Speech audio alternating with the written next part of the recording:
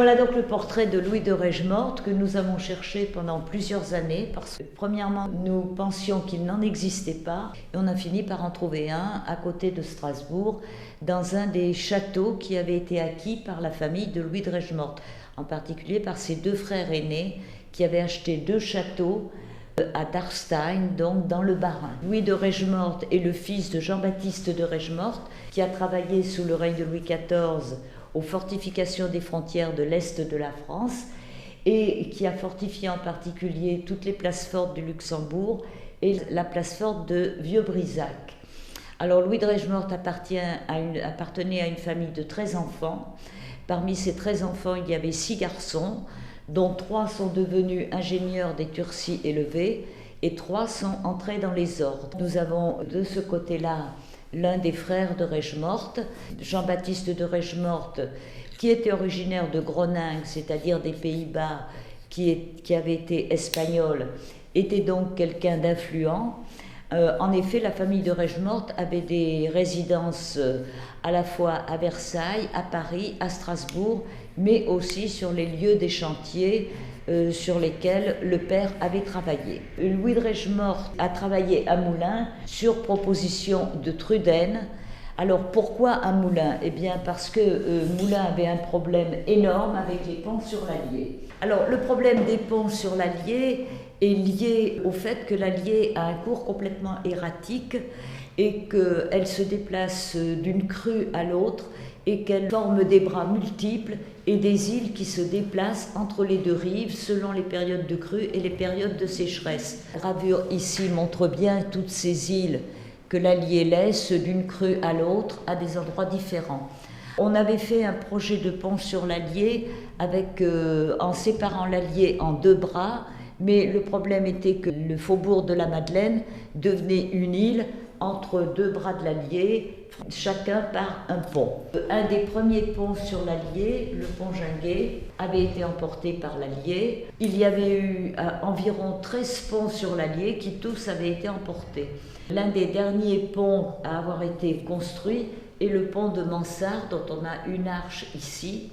Ce pont de Mansart avait été construit entre 1708 et 1710 et il s'est écroulé en 1710 avant même que les arches soient décintrées, c'est-à-dire avant même qu'on ait enlevé les supports de bois qui soutenaient les arches de pierre. Et on raconte à ce sujet une anecdote concernant Louis XIV qui, à Versailles, aurait demandé à Mansart où en était le pont de Moulins. Le père du duc de Lévis aurait répondu « Sire, je crois bien que désormais il est à Nantes ». Évidemment, tout le monde se met à rire parce que le pont, effectivement, s'était écroulé. Mansart, extrêmement vexé, parce qu'il était quand même architecte du roi. Il faut absolument construire un pont à Moulins. Alors pourquoi ? Parce que Moulins se trouve à l'intersection des routes nord-sud, Paris-Lyon, Paris-Languedoc, Paris-Auvergne, et des routes est-ouest, c'est-à-dire Autun-Limoges. L'objectif à l'époque du règne de Louis XV, puisque maintenant nous sommes sous le règne de Louis XV. Louis de Règemorte est né en 1709, il est mort en 1774. Donc c'est Truden qui est à ce moment-là intendant des finances pour les ponts et chaussées et qui propose Louis de Règemorte pour construire le pont de Moulins. On avait d'abord fait appel à Gabriel, architecte du roi, et Gabriel avait refusé, après l'échec de Mansart, pour un architecte de construire un pont à Moulins. C'était quand même un défi un peu risqué dans lequel un architecte risquait de perdre sa réputation. Donc, on fait appel à Louis de Règemorte qui est à ce moment-là ingénieur des Turcis élevés. Et c'est là que le passé de Règemorte se révèle particulièrement efficace. Les de Règemorte d'origine hollandaise sont des ingénieurs hydrauliciens, géographes et qui connaissent particulièrement bien les effets des eaux sur les piles des ponts et qui savent également comment on peut remédier à ces méfaits des eaux sur les piles des ponts. Alors ici, nous avons donc un autre projet de pont. Alors les ponts, ils sont conçus soit en charpente et en pierre. Quand il manquait des ponts, quand même, il faut savoir que Moulins est resté plus de 80 ans sans pont, et donc on passait la rivière par un bac. Alors ce bac était attaché à une corde de façon à ce que le courant ne l'entraîne pas.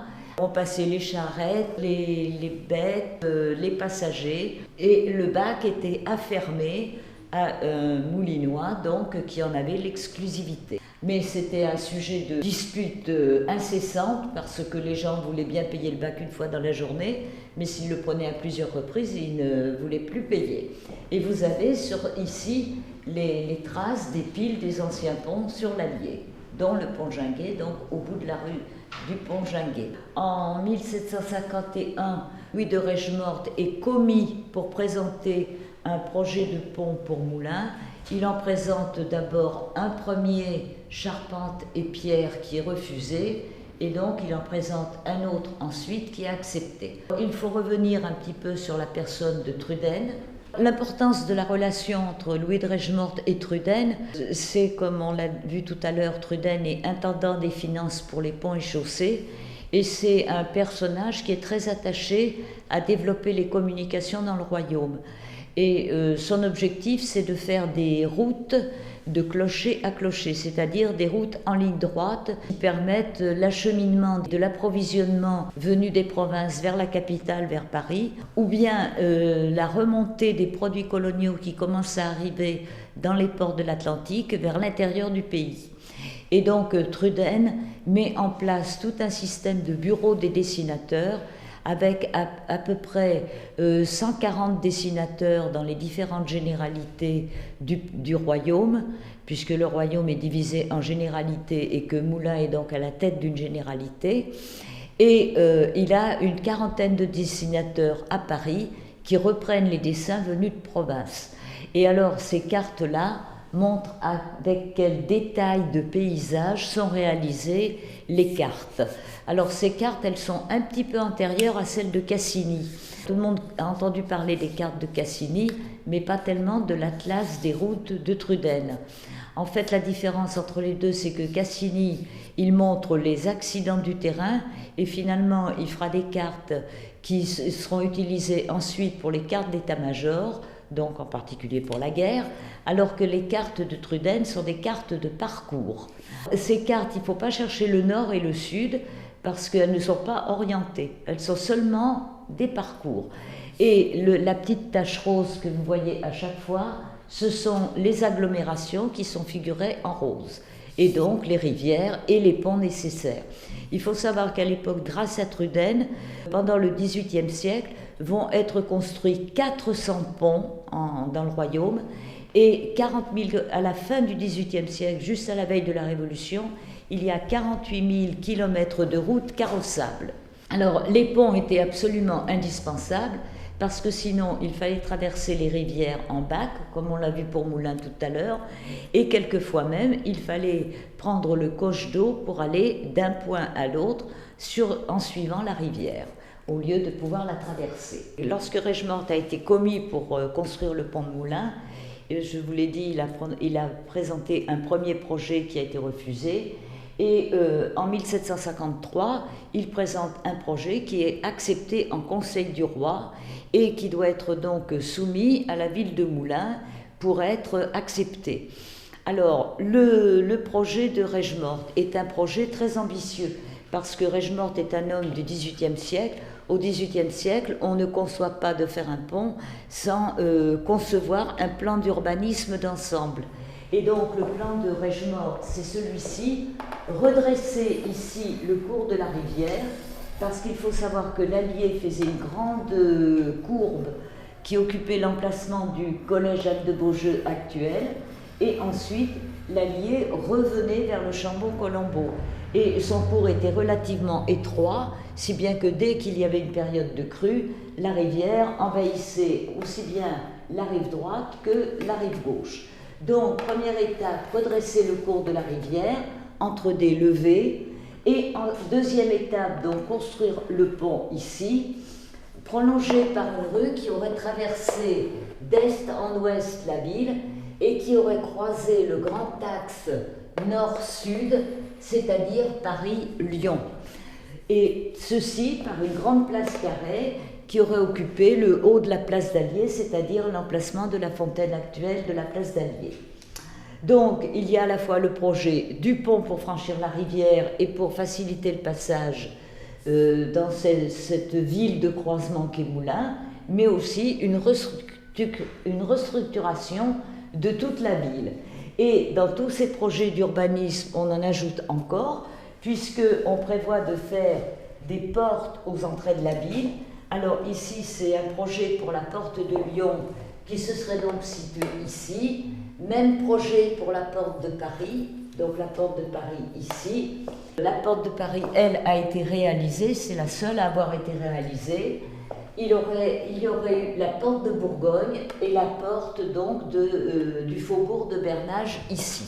Donc 4 portes aux 4 points cardinaux de la ville. Autre projet qui avait été fait, de construire 2 pyramides, une de chaque côté de l'entrée du pont, du côté de la ville, qui aurait été coiffée par un sommet en cuivre comme celui de Jacquemart, donc avec un cadran solaire ici et sur lequel il y aurait eu des inscriptions en hommage à l'intendant de Moulins de Bernage.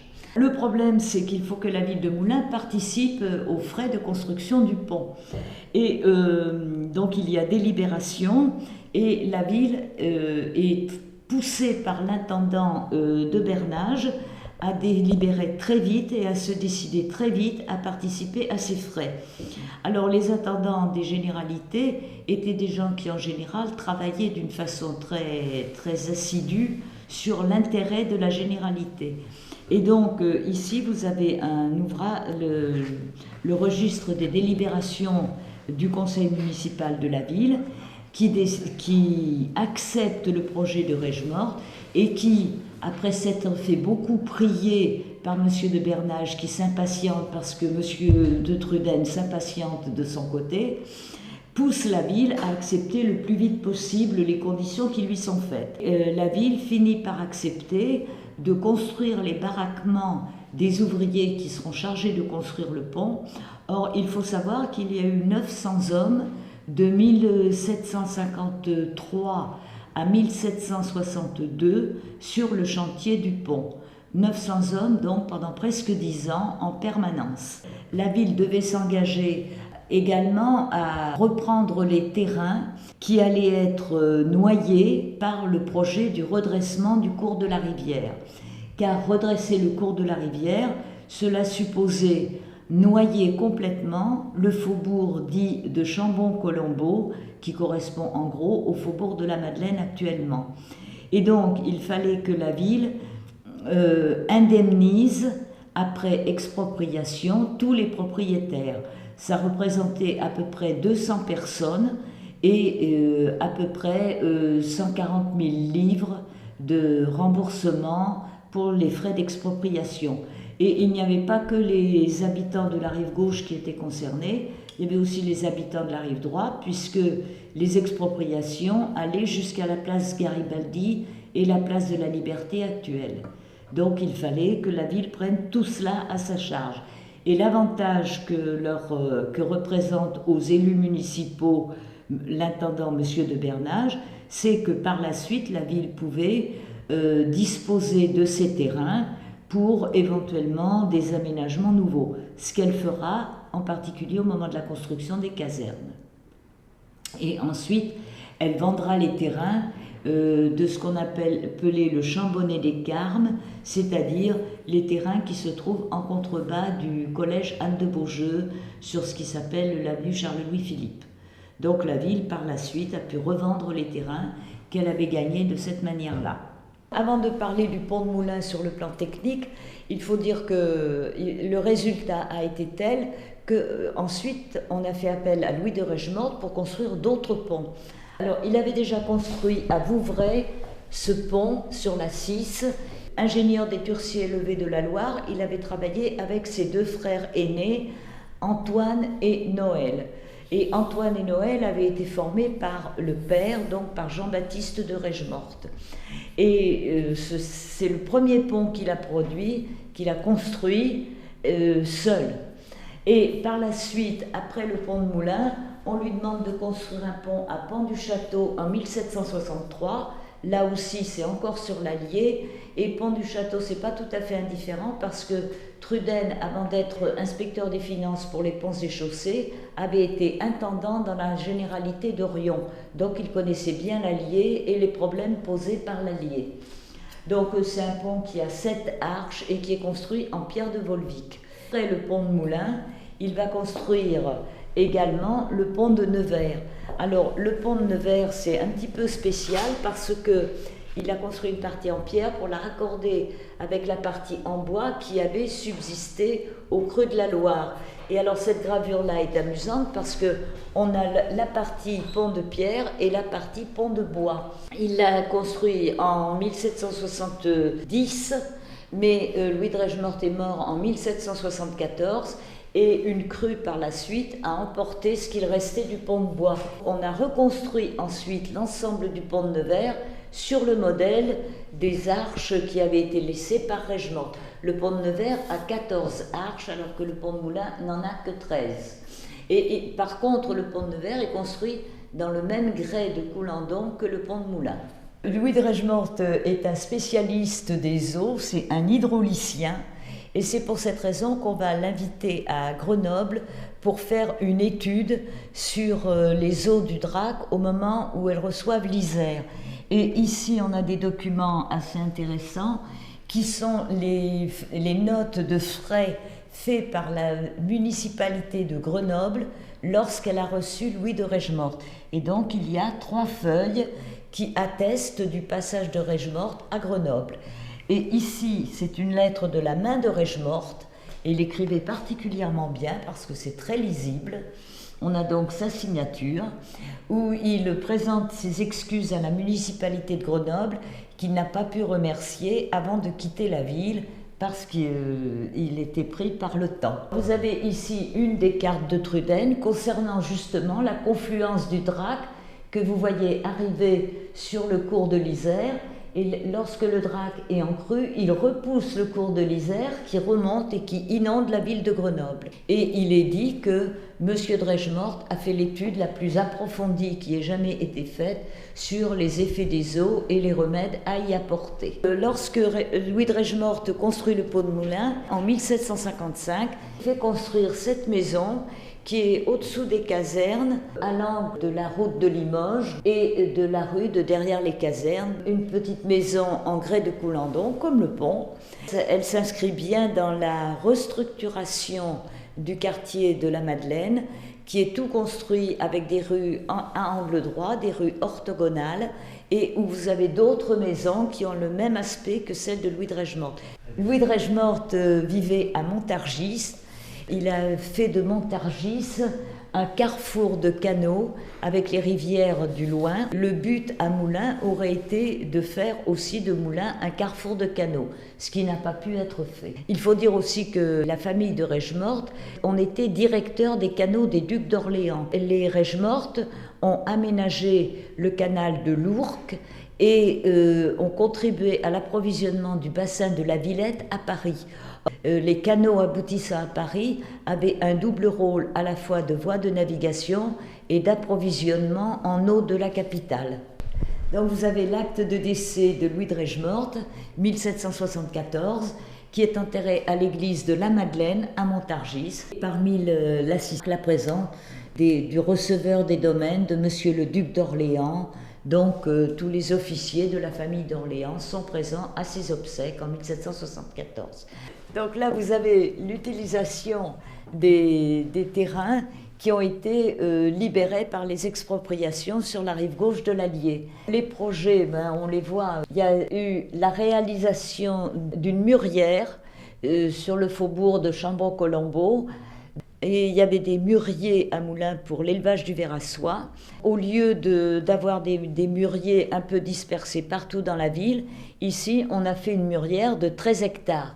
La route qui conduit à Montluçon, tout cet ensemble planté en mûrier. Autre aménagement prévu, un canal derrière l'Allier pour essayer de faire de l'Allier une voie de navigation régulière. Le but était de relier l'Allier à la Loire, de façon à utiliser à la fois la rivière et le canal. Et puis une réalisation qui a eu bien lieu et qui a été durable, c'est celle de la construction des casernes.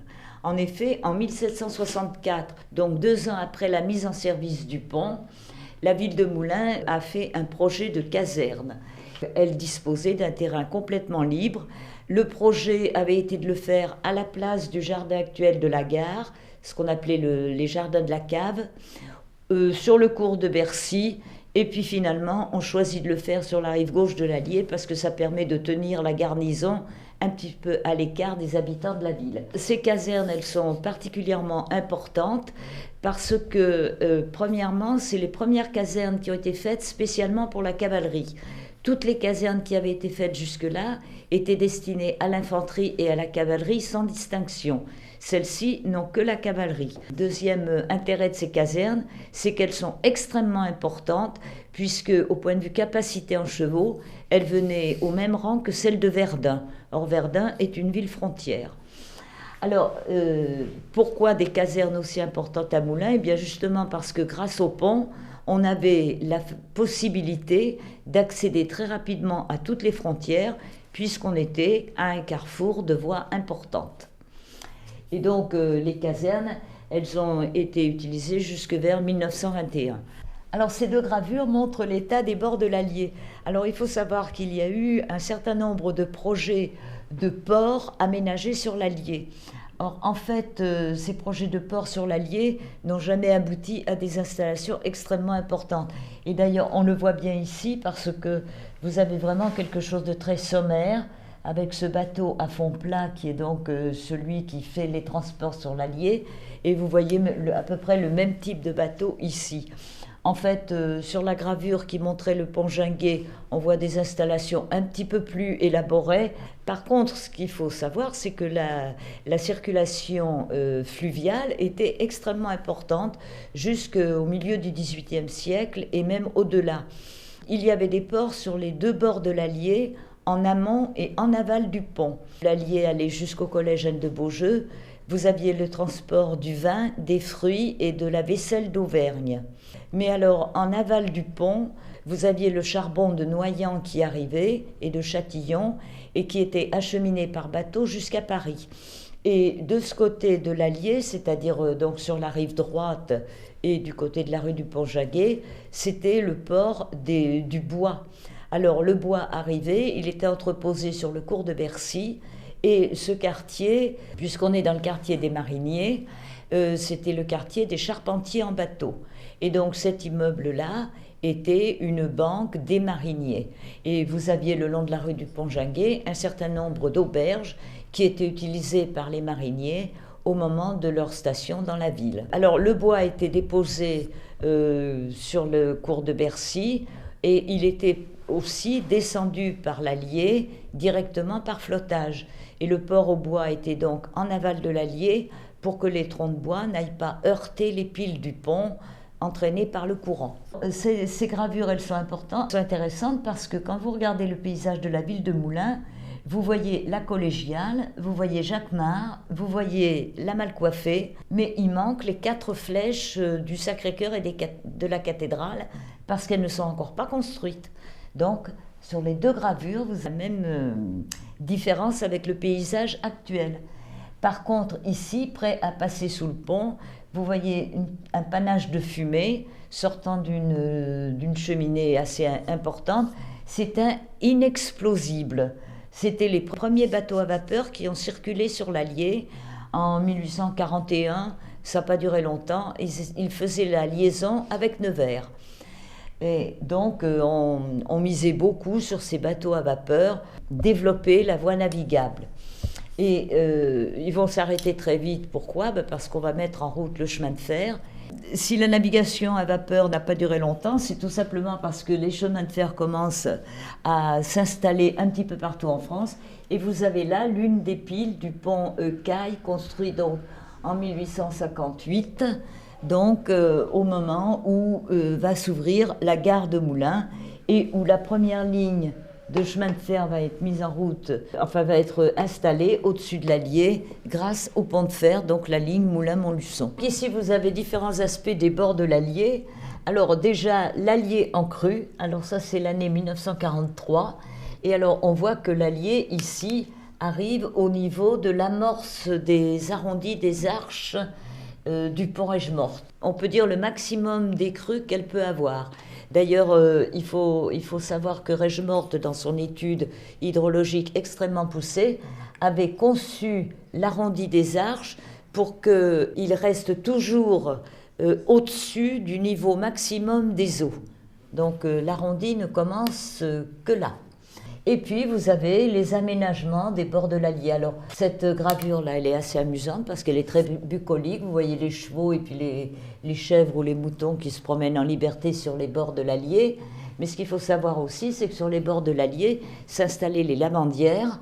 Donc les lavandières qui avaient chacune un espace réservé et défense d'empiéter sur l'espace de la voisine.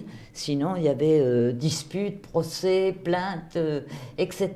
Et puis, les bateaux qui servaient de vivier à poissons pour les marchands de poissons de la ville. Alors, sur la rive gauche de l'Allier, il y avait un certain nombre de brasseries. Et puis, petit à petit, ces brasseries se sont regroupées. Au départ, elles étaient plutôt en amont du pont.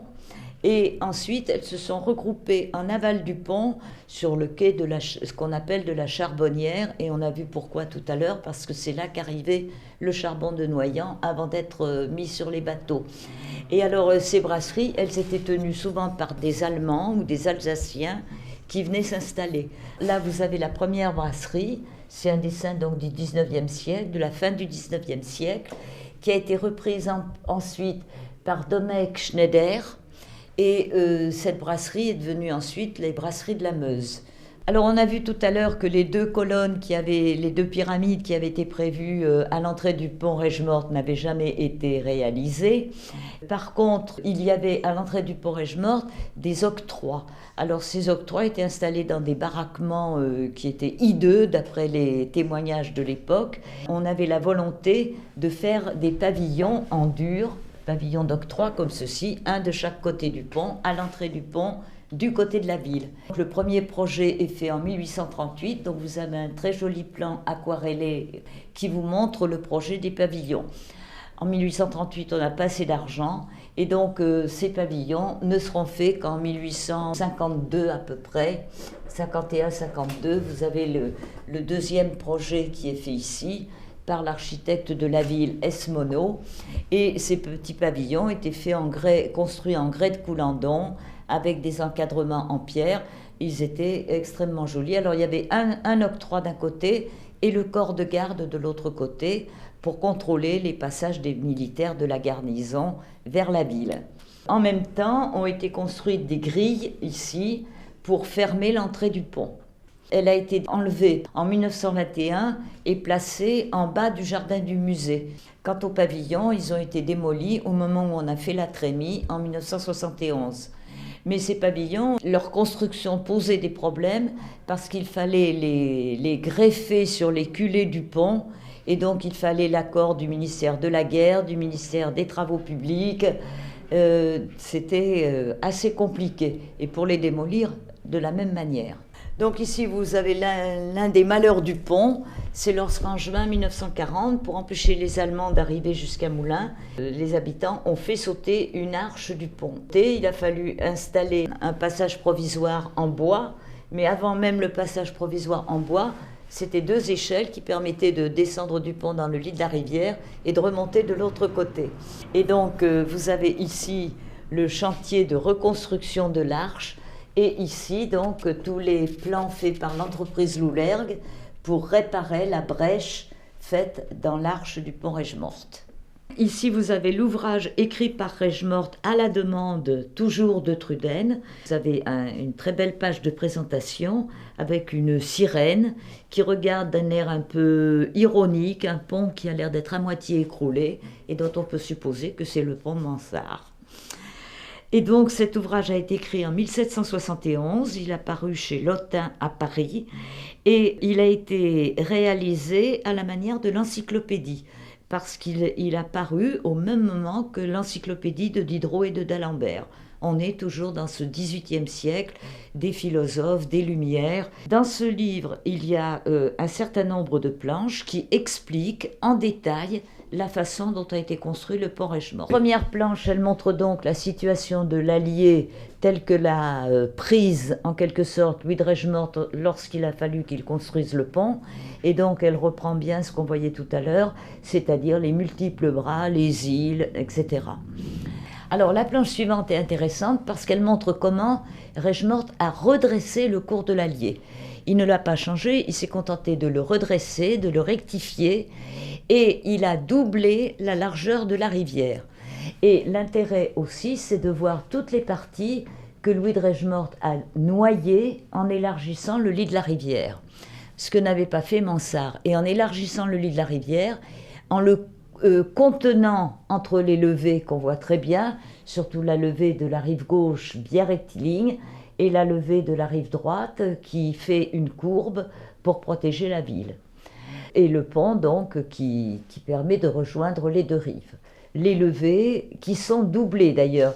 Il faut savoir que Règemort a quand même, grâce aux débris du faubourg du Chambon-Colombo, grâce au creusement du lit de la rivière, a quand même fait 5 km de levée sur 2 mètres de hauteur.